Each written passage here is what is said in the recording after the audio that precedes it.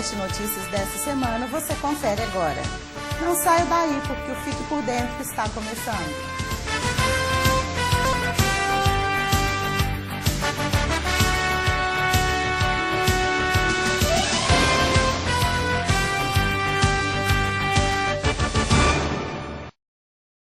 Boa tarde. O período chuvoso está chegando e é hora de se precaver com as enchentes que costumam assolar as regiões do país nesta época do ano. Um especialista faz um balanço das chuvas deste ano em relação ao ano passado. Entra ano, sai ano, as fortes chuvas que costumam cair no verão sempre provocam alagamentos em várias partes do país. A cidade de Formiga já foi vítima de muitas enchentes. O coordenador do curso de Engenharia Ambiental da Unifor, Leiser Rodrigues, faz um balanço de como está sendo o período chuvoso em relação ao ano passado. O ano passado nós tivemos poucas chuvas mal distribuídas, grandes períodos sem chuvas, 10, 15, 20 dias sem chuvas já no período chuvoso, que no Brasil ele é antecipado. O período chuvoso nosso, ele começa já na primavera, não começa no verão, ele começa um pouco antes. E as chuvas no ano passado, elas foram muito intensas. Então, nós tivemos chuvas muito distantes umas das outras e intensas, muito fortes. Isso gerava um volume de enxurrada muito grande e trazia uma série de transtornos.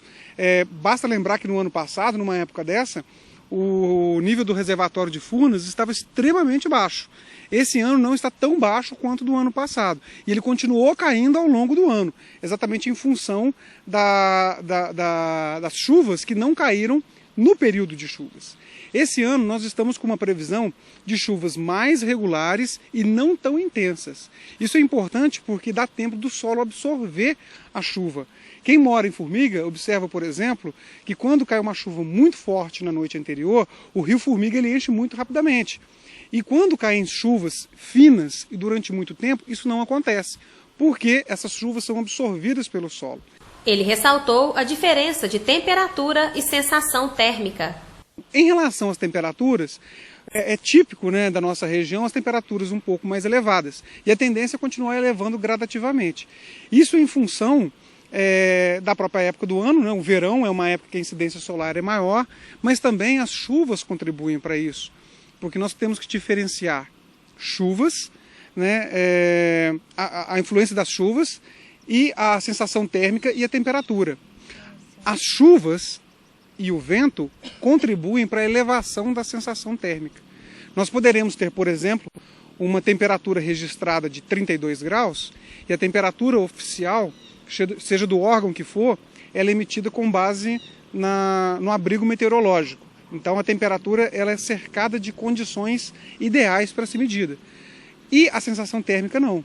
Ela já depende da velocidade do vento, da intensidade de radiação solar e da umidade relativa do ar.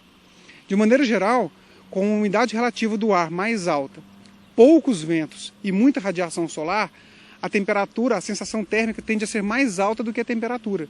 Então a temperatura fica, por exemplo, em 32 graus e a sensação térmica em 36, 38 graus. Ou pode acontecer o contrário, mas aí já é época de inverno, não é época de verão. Essa que são algumas condições que tem. Com relação às pessoas que moram em áreas de risco, o especialista adverte. As pessoas que moram em área de risco sempre têm que ficar alertas para a situação que pode acontecer, essas trombas d'água, que são grandes volumes que caem num intervalo muito curto. A intensidade da chuva é medida em milímetros por hora. Milímetro significa 1 litro d'água distribuído em 1 metro quadrado. Então, se nós falamos, por exemplo, que choveu 20 milímetros, significa que caíram 20 litros d'água em 1 metro quadrado. Agora, a intensidade já é dada pelo tempo. 20 milímetros em um dia é pouco, é razoável. Agora, 20 milímetros em 1 hora é um dilúvio. Essa situação é preocupante para as pessoas que moram em área de risco. Então elas têm que ficar muito atentas à intensidade da chuva. Se vê que está chovendo muito forte, toma muito cuidado, né? Porque as pessoas que moram próximos a cursos d'água, próximos aos rios, baixadas ou áreas sujeitas a desmoronamento, pode acontecer que esse volume d'água não dê tempo de ser escoado e ou transborde ou arraste um volume de solo muito grande e aí pode provocar o desabamento. A dica sempre é acompanhar os alertas da Defesa Civil, que a Defesa Civil ela sempre está muito atenta a isso e ela emite esses alertas. Então, se as pessoas que estão sujeitas nessa área, ficar muito atentas aos jornais, a esses informativos e principalmente à Defesa Civil. Moradores do Residencial Geraldo Veloso reclamam da constante falta de água no bairro. Eles afirmam que está difícil conviver com o problema.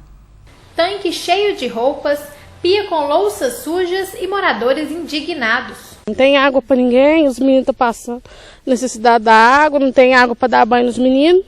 A roupa está tudo para lavar, casa suja. Não tem condições, não tem água nem para fazer comida para os meninos. Desde quando entregou essas casas, não tem água. No dia da reunião, teria água, teria isso, aconteceria isso e aquilo. Chegou na hora, nada. Onde eu morava, não me faltava água. Eu pagava R$17.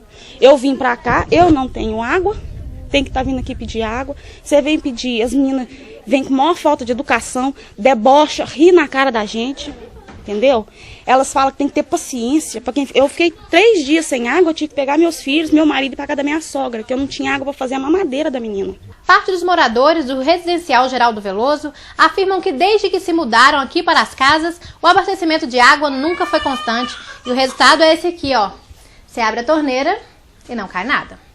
Moradores contam que já tentaram fazer contato com o SAAI para tentar resolver o problema, mas não adiantou. Você liga para o SAAI, SAAI empurra para um, empurra para outro, só que a conta vem no nome da empresa SAAI, mas ninguém dá providência de nada.